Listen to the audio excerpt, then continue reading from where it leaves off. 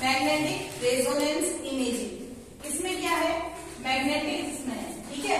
तो magnetic field generate करने के लिए हमारे पास क्या होना चाहिए, कोई इलेक्ट्रिक चार्ज होना चाहिए, कोई भी इलेक्ट्रिक चार्ज होना चाहिए जो क्या जनरेट करेगा, इलेक्ट्रिक फील्ड जनरेट करेगा, ठीक है। जो क्या जनरेट करेगा, इलेक्ट्रिक फील्ड जनरेट करेगा।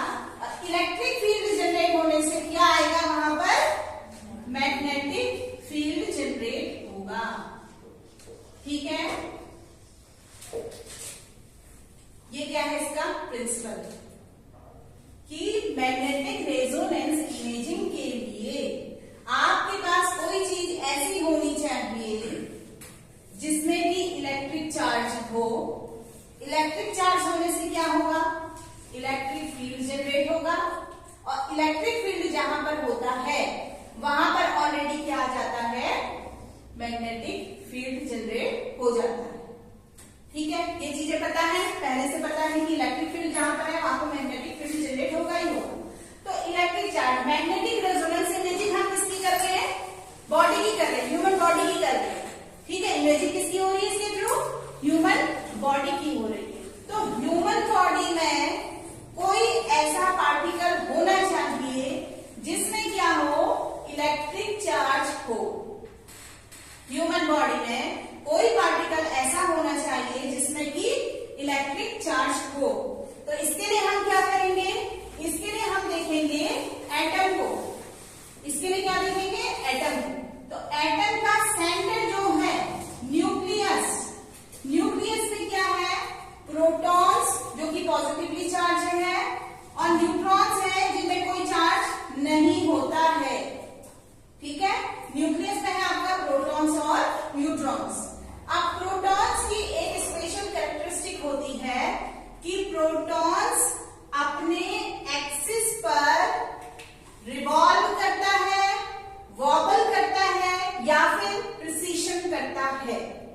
इलेक्ट्रॉन जो अपने एक्सिस पर मूव कर रहा है लट्टू की तरह, उसको क्या बोलते हैं, रिवॉल्यूशन, या फिर वॉबल कर रहा है या फिर क्या कर रहा है, प्रिसीशन कर रहा है।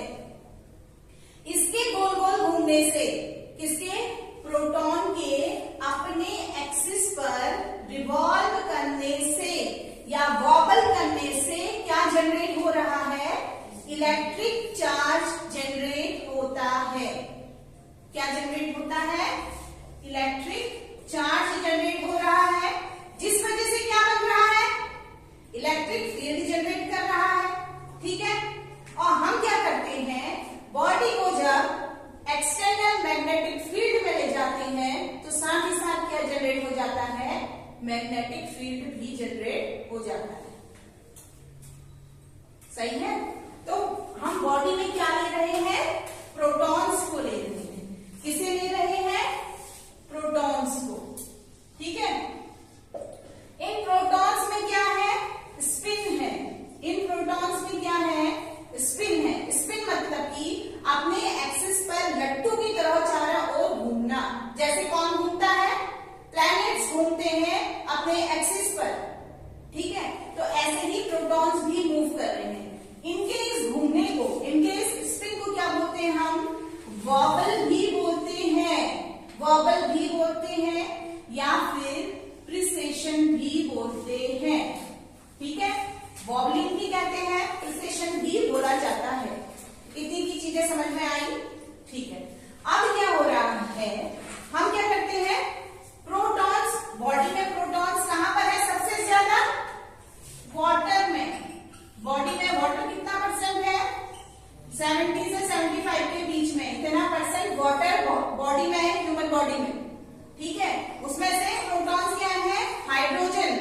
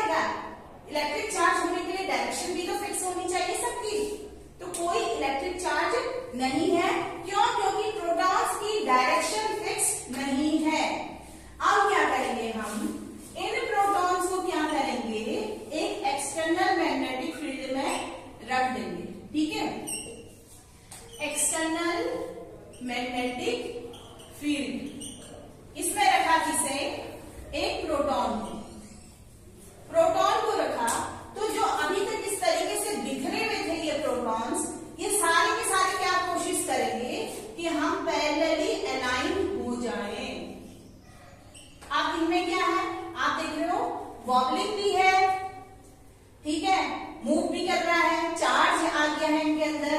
और जब इनको हमने एक्सटर्नल मैग्नेटिक फील्ड में रखा तो इनमें क्या जनरेट हो गया, साथ ही साथ मैग्नेटिक फील्ड भी जनरेट हो चुका है। जैसे ही एक्सटर्नल मैग्नेटिक फील्ड में रखा तो इनमें क्या हुआ, मैग्नेटिक फील्ड जनरेट हो गए, ठीक है। तो सारे के सारे ये जो प्रोटॉन्स हैं ये क्या करेंगे, कुछ प्रोटॉन्स जो लो एनर्जी के होंगे, लो एनर्जी, ठीक है, कुछ होंगे लो एनर्जी और कुछ होंगे जो एक्स्ट्रा एनर्जी गेन कर लेंगे। एक्सटर्नल मैग्नेटिक फील्ड में रखा है, ज्यादा आ गया उनमें, ठीक है, फील्ड, तो वो क्या हो जाएंगे, एंटी पैरेलल अलाइन हो जाएंगे, सही है। कुछ पैरेलली अलाइन हो गए प्रोटॉन्स, कुछ एंटी पैरेलल अलाइन हो गए, ठीक है। ये है लो एनर्जी लेवल, सही है। जिन्होंने एक्स्ट्रा एनर्जी गेन कर ली थी वो कहां चले गए, हाई एनर्जी लेवल पे चले गए, हाई एनर्जी लेवल पे चले गए। जो पैरेलल है वो लो एनर्जी लेवल पे है, जो एंटी पैरेलल है वो हाई एनर्जी लेवल पर है। तो अब क्या हो रहा है, अब क्या हो रहा है, ये एक दूसरे को क्या कर दे रहे हैं, कट कर दे रहे हैं, माइनस हो जाता है, ठीक है, ये माइनस हो गया। तो अब कितना बचा, केवल एक ही पैरेलल बच रहा है, केवल एक प्रोटॉन ही पैरेलल बचा, ठीक है। ये केवल कुछ ही प्रोटॉन्स की बात नहीं है, ये हमारी बॉडी में कितने हैं, 70 to 75% वाटर है, तो ये इतने सारे प्रोटॉन्स की बात हो रही है, ठीक है। तो ये नंबरिंग केवल 4 या 3 की बात नहीं हो रही है, ये कई सारे नंबर्स हैं, ठीक है। तो एंटी पैरेलल और पैरेलल एक दूसरे को वो माइनस कर देंगे, ये आपने पढ़ा था, ठीक है, पहले भी पढ़ा है। उसमें से अब क्या हुआ, केवल कुछ ही प्रोटॉन्स बचे जो कि क्या है, पैरेलली अलाइन, बाकी सब ने एक दूसरे को क्या कर दिया, कट कर दिया, ठीक है। अब हम क्या करेंगे, अब हम रेडियो फ्रीक्वेंसी पल्स देते हैं, क्या देंगे, radio frequency pulse. Radio frequency pulse देने से क्या होगा, जो पैरेलल थे, अब वो क्या करेंगे, एक्स्ट्रा एनर्जी को गेन करेंगे, तो वो क्या करेंगे, एक्स्ट्रा एनर्जी को गेन करेंगे और क्या होगा, एंटी पैरेलल चले जाएंगे। ये क्या हुआ, रेडियो फ्रीक्वेंसी पल्स को गेन किया और क्या हो गए, एंटी पैरेलल अलाइन हो गए। मतलब लॉन्गिट्यूडिनल थे, अलाइनमेंट क्या था, लॉन्गिट्यूडिनल था, और जैसे ही रेडियो फ्रीक्वेंसी पल्स दी गई ये एंटी पैरेलल मतलब कि ट्रांसवर्सली अलाइन हो गए। समझ रहे हो, अभी तक ऐसे ऐसे वॉबल हो रहे थे, लट्टू की तरह इस तरीके से घूम रहे थे, एक्सिस ये था। जब एक्स्ट्रा एनर्जी गेन करी तो एक्सिस इनका कहां चले गया, ट्रांसवर्सली चले गया, इस तरीके से ये हुआ। अब कहां चले गया, इस तरीके से ट्रांसवर्सली चले गया, ठीक है। तो लॉन्गिट्यूडिनल और ट्रांसवर्सली कैसे गया, वो आया समझ में, ये नहीं जा रहा, ये होकर के ये नहीं जा रहा है, ये है इतनी एनर्जी गेन कर लिया कि ट्रांसवर्सली मूव करे, सही है। अब इससे आगे की कहानी, तो ये कब की स्टेज है, जबकि हमने क्या देखी, रेडियो फ्रीक्वेंसी पल्स, सही है। तो ये हो रहा है, इसमें क्या हो रहा है, जो लॉन्गिट्यूडिनल थे, ठीक है, लॉन्गिट्यूडिनली अरेंज थे कौन, प्रोटॉन्स, वो क्या हुए, आप ट्रांसवर्सली मूव करने लगे, ठीक है। ये इस तरीके से मूव कर, ट्रांसवर्सली मूव करने लगे, सही है। इसी से ही क्या निकल के आता है, T1 और T2 रिलैक्सेशन टाइम निकल के आता है, क्या, T1 T2 रिलैक्सेशन टाइम। अभी क्या हो रहा है, अभी मैग्नेटाइजेशन हुआ, ठीक है, रेडियो फ्रीक्वेंसी पल्स दी, ठीक है। रेडियो फ्रीक्वेंसी पल्स देने से पहले क्या हुआ, रेडियो फ्रीक्वेंसी पल्स देने से पहले क्या हुआ था, जो आपके प्रोटॉन्स बिखरे हुए थे, जो प्रोटॉन्स बिखरे हुए थे इस तरीके से, वो क्या हुए,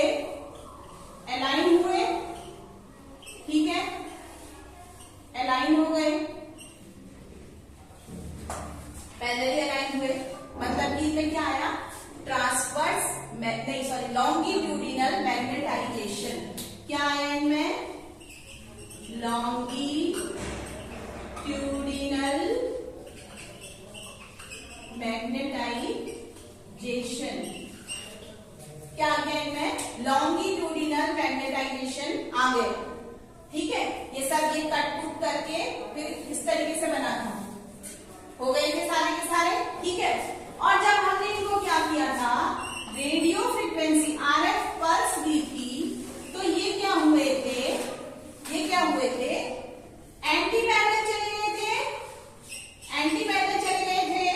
ठीक है, एंटी पैरेलल चले गए थे। और जब हम यहां देखेंगे तो मतलब ये लॉन्गिट्यूडिनल से कहां आ गए थे? ट्रांसवर्सली आ गए। एंटी पैरेलल मतलब कि ट्रांसवर्सली आ गए। कौन? प्रोटॉन्स। ठीक है, तो इसको हम क्या बोलेंगे? Transverse magnetization. ये वर्ड्स इंपॉर्टेंट है, ट्रांसवर्स मैग्नेटाइजेशन।